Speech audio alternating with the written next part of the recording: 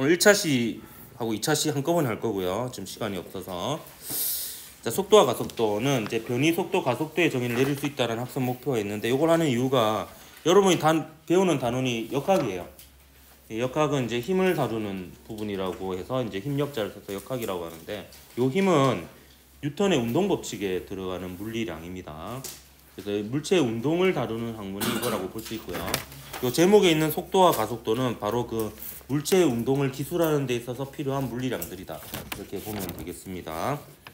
그래서 이 단원에서 우리가 배우는 게 물체의 운동이기 때문에 이제 이 운동에 대한 물리량과 그다음에 그 운동과 관련된 뉴턴 운동 법칙에 대해서 배우는데, 이 부분은 여러분 그 직접적으로 시험 문제에 출제하지는 않습니다. 교과서에 없는 내용이거든요. 하지만 이제 요 단원을 이해하기 위해서는 좀 배경 지식으로 필요한 부분이기 때문에 좀 집중해서 들어놓기를 추천합니다. 일단 물리학에서 운동이라는 것은 물체의 위치가 변화하면 운동이라고 다 얘기를 합니다. 그래서 위치의 변화와 관련된 이제 물리량들을 알아야 되는데, 그 위치가 얼마나 많이 바뀌었느냐에 해당하는 물리량으로 두 가지가 있어요. 이동거리와 변이가 있습니다. 우선 이동거리는 뭐냐면 물체가 실제로 이동한 거리예요. 예를 들면 자, A라는 위치에서 B라는 위치로 물체가 위치를 바꾼다라고 했을 때, 경로 1을 따라서 이렇게 물체가 운동할 수도 있고, 이렇게 운동할 수도 있고, 이렇게 운동할 수도 있습니다. 그럼 각각의 운동에서 이동거리는 요 파란색 선의 총 길이가 이동거리가 된다, 이렇게 볼 수가 있겠습니다. 자, 반면에 변이는 뭐냐 하면, 변이는 위치 변화량을 변이라고 합니다. 위치 변화량 혹은 위치의 변화량.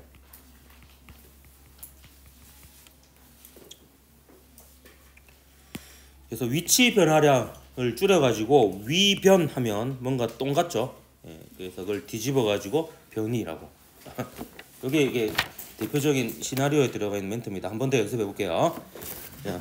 위치 변화량을 줄여서 위변이라고 하면 뭔가 변이 똥 같잖아요.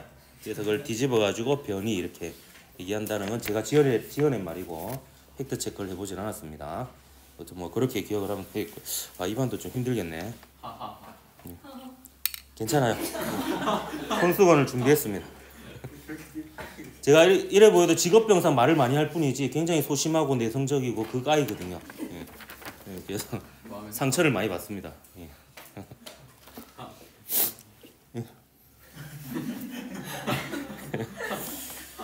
자, 변이는 뭐냐 하면, 변이는 이동거리와 다른 점이 일단 크기도 달라요. 변이의 크기는 처음 위치에서 나중 위치까지 직선거리인데요. 왜 이렇게 되냐 하면, 이제 물리량 중에서 변화량으로 끝나는 물리량이 앞으로 자주 등장할 텐데, 이 변화량은 뭐냐 하면 변화량 앞에 있는 물리량의 나중값 빼기 처음값입니다. 그래서 이것도 다 있는 거야. 이쯤에 기침을 한다. 나중 위치 빼기 처음 위치, 이렇게 되겠고요. 자, 이게 여러분 중학교 수학 시간에 배운 두 점 사이의 거리를 구하는 방법이에요. 두 점의 좌표를 서로 빼주고 절대값을 취하면 두 점 사이의 직선거리가 되죠. 그래서 변이의 크기는 바로 그 직선거리가 됩니다. 그래서 아까 예로 보았던 요 녀석 경로 1, 2, 3 모두 이동거리는 다 다르지만 전부 다 처음 위치와 나중 위치는 같죠. 전부 다 변이는 이겁니다. 근데 변이는 이 크기만 있는 게 아니고 방향도 있거든요.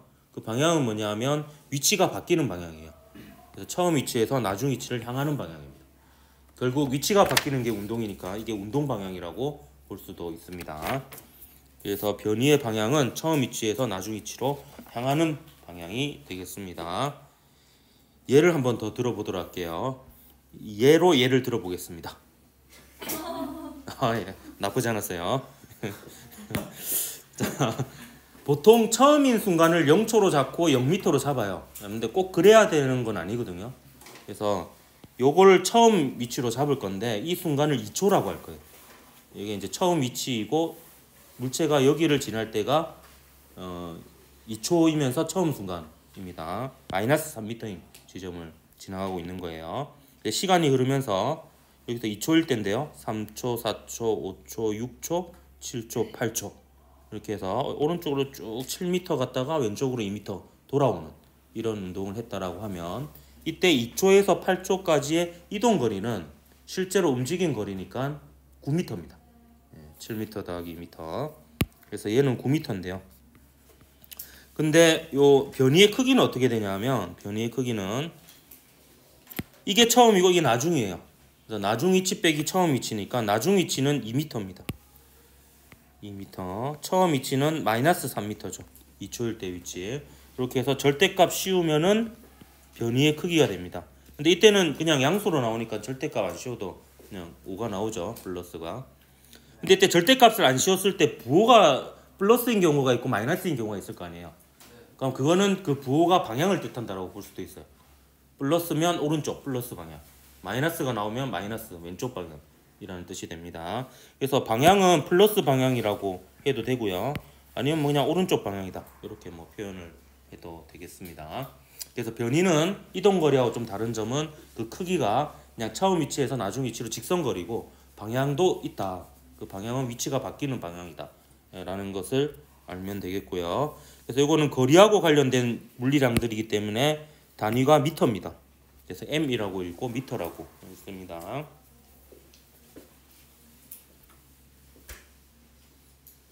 자, 근데 이게 위치가 얼마나 바뀌었느냐만 가지고 물체의 운동을 다 알았다라고 할 수는 없어요. 또 알아야 되는 물리량이 있는데 바로 속력과 속도입니다.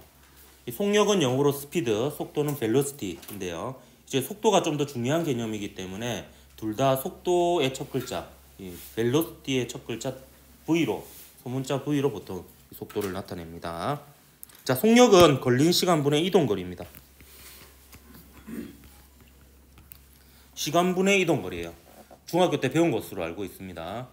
근데 이거 한번 잘 생각해 보면 요 분수죠, 분수. 이 분수를 계산하는 과정은 결국에 분모를 1로 만들어주는 과정이에요. 그때 요거의 의미는 뭐냐면 1초 동안의 이동거리예요. 그래서 이거를 1초 대신에 단위 시간이라는 표현을 쓰기도 하거든요. 그래서 속력을 문장으로 정의하면 단위 시간당 이동거리입니다. 즉 1초당 이동거리가 속력이다 라고 볼 수 있고요. 속도는 뭐냐 하면 단위 시간당 변이입니다. 단위 시간당 위치 변화량. 요게 속도입니다. 그래서 이동거리는 크기만 있기 때문에 속력도 크기만 있고요. 변이는 크기하고 방향이 모두 있기 때문에 속도도 역시 크기와 방향이 모두 있는 이런 물리량이 됩니다. 그리고 거리를 시간으로 나눈 거기 때문에 단위는 미터 퍼 초가 됩니다. 미터 퍼 초가 되고 세컨드의 첫 글자를 딴 거고요. 근데 읽을 때 미터 퍼 초라고 읽을 때도 있고 미터 퍼 세컨드 이렇게 읽을 때도 있고 미터 퍼 세크 이렇게 읽을 때도 있습니다. 저는 버릇으로 그냥 미터 퍼 세크라고 주로 읽습니다. 근데 일반적으로 그냥 속력, 그냥 속도 하면 사실 앞에 생략되어 있는 말이 있어요. 뭐냐면 순간 속력, 순간 속도를 얘기합니다. 여러분 이거 차를 타고 나면은 차를 타고 가면은 그 앞에 그 운전대 앞에 속력이 나타나잖아요. 그게 바로 순간 속력이에요. 그래서 이 순간 속력은 뭐냐면 아주 짧은 시간 동안 예를 들어서 0.1초 동안에 그러면 0.1초가 되겠죠. 얘는 0.1분에 0.1초 동안의 이동거리 하면 순간 속력이 되는 거예요.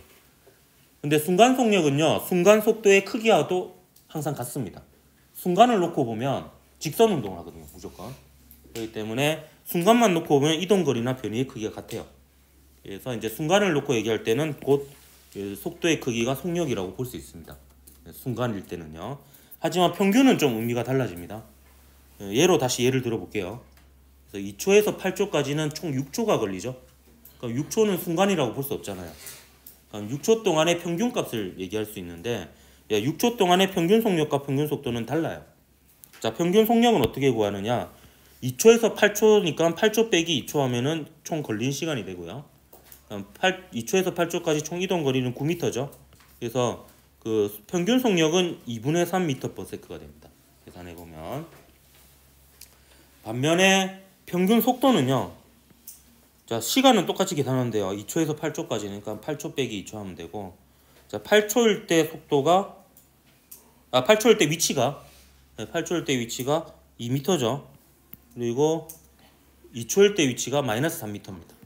그래서 이거 계산해 보면 6분의 5m/s로 크기가 다르죠. 그리고 사실 여기에 방향도 표현됐다고 볼 수 있습니다. 플러스가 나왔죠. 얘는 이제 플러스 방향으로 6분의 5m/s다 이렇게 얘기할 수가 있습니다. 그래서 뭐 부호로 표현했다라고 볼 수도 있는데 뭐 한 번 더 표현하자면 얘는 방향도 있다라는 의미로 화살표를 더 표현을 좀 해도록 할게요. 그래서 순간적인 속도와 속력은 크기가 같지만 평균적인 속도와 속력은 크기가 같을 수도 있고 다를 수도 있다. 이렇게 볼 수가 있겠고요. 그래서 우리가 특정 순간에 그 물체의 위치하고요. 그 물체의 위치하고 그 물체의 속도를 알면 일단 그 순간만큼은 그 물체의 운동을 이해하고 있다라고 볼 수 있습니다. 그 순간만큼은. 그러면 그 순간 직후와 직전에는 어디에 있고 어디를 향해서 어떤 빠르로 가는지는 유추가 가능하거든요. 하지만 그 순간으로부터 꽤 시간이 지난 이후와 꽤 시간 이전일 때 과거와 미래를 얘기할 때는 이것만 가지고는 알 수가 없습니다. 그러면 이 과거와 미래를 모두 알고 싶으면 결국에 얘를 알아야 됩니다. 얘를. 그래서 여기 어찌 보면 오늘 하이라이트가 되는 물리량이라 볼 수 있는데 이 가속도에서 가는 더할 가짜로 이 속도가 얼만큼 빨리 변하느냐 얼마나 빨리 더해지느냐에 해당하는 물리량입니다. 그래서 영어로는 acceleration이라고 해야죠. 첫 글자 A를 따서 소문자 A로 보통 표기를 하고요. 이 가속도의 정의는 단위 시간당 속도 변화량이에요. 그래서 속도가 얼마나 빨리 변하느냐에 해당하는 물리량입니다.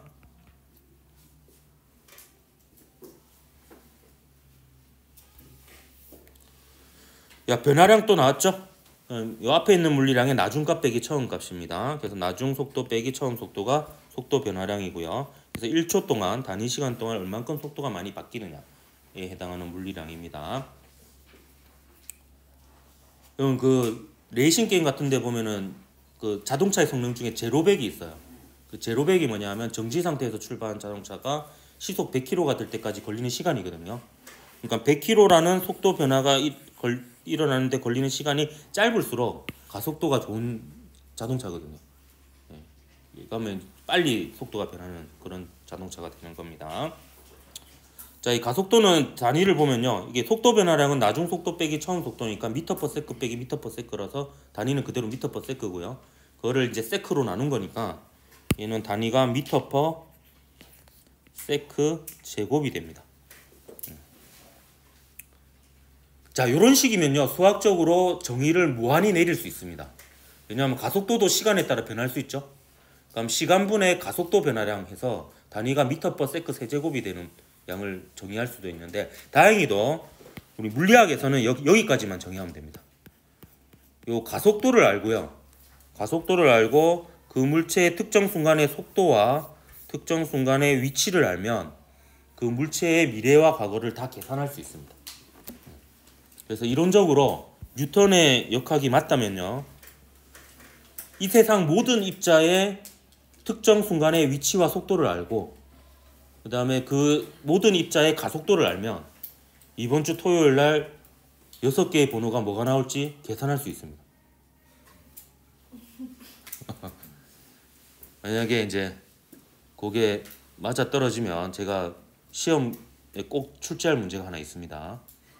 다음 중 수업 시간에 한 농담이 아닌 것은 복수 정답으로 정답이 몇 개인지 안 알려주고 최고난이도 문제로 그 문제가 출제되면 아, 제가 드디어 그 6개의 번호를 찾았구나 라고 생각을 하면 되겠습니다. 가능성이 있어요. 이번 주도 샀거든요. 아, 근데 좀 그 눈치 빠른 애들은 좀 이거 생각할 수 있습니다. 지금 가속도는 지금 하나밖에 없죠. 얘는 방향과 크기가 모두 있는 물리량이거든요. 근데 얘는 크기만 있는 물리량도 있었죠. 얘도 크기만 있는 물리량이 있었죠. 근데 얘는 크기만 있는 물리량이 의미가 없기 때문에 없습니다. 왜냐하면 속도가 변한다는 건요. 방향이 바뀔 수도 있고 크기가 바뀔 수도 있는데 그 뜻은 이제 속도가 변하는 방향이 반드시 필요합니다. 그래서 가속도는 그 방향이 꼭 있어야지 의미가 있습니다. 무슨 말인지 이해가 잘 안 될 겁니다. 그래서 하지만 이제 그냥 가속도는 크기만 있는 물리량은 의미가 없어서 없다. 그냥 이렇게 기억을 하고요. 뉴턴의 운동 법칙은 뭐냐면 결국에 얘를 구하는 거예요. 얘를 구하는 게 뉴턴의 운동 법칙입니다. 그러면 이제 나머지 특정 순간의 위치와 속도는 측정하면 되거든요. 그러면 이제 그 물체에 대해서 과거와 미래를 모두 알 수 있다라는 게 이제 뉴턴의 기계론적 세계관이다 이렇게 볼 수가 있겠습니다. 자, 이거는 요걸로 예를 들 수가 없어요. 왜냐하면 이거는 특정 순간에 속도들이 뭔지 모르거든요. 그래서 예를 들어 볼게요. 이제 통합과학 시간에 1학기 동안 계속 할 내용입니다. 자유낙하 운동. 공을 가만히 떨어뜨렸을 때, 혹은 연직 아래로 던졌을 때, 혹은 연직 위로 던졌을 때, 요거에 대해서 배우거든요. 그래서 이 운동은 왜 배우냐면 가장 간단한 가속도 운동이에요. 얘는 가속도가 일정한 운동입니다. 그러니까 위치와 속도가 바뀌더라도 가속도가 일정한 운동이에요. 9.8m/s 제곱으로. 중력 가속도로 배우죠, 중학교 때. 그래서 얘는 가속도가 매 순간 다 일정하기 때문에 특정 두 순간의 시각과 속도를 알고 있으면 가속도를 구할 수 있습니다. 그래서 얘를 0초일 때 가만히 떨어뜨렸다고 쳐요. 0.3초일 때 속도가 2.94m/s고 0.5초일 때 속도가 4.9m/s가 되었어요. 그러면 얘를 처음 그리고 얘를 나중으로 두면 요 시계 그대로 집어넣으면 가속도를 구할 수 있습니다.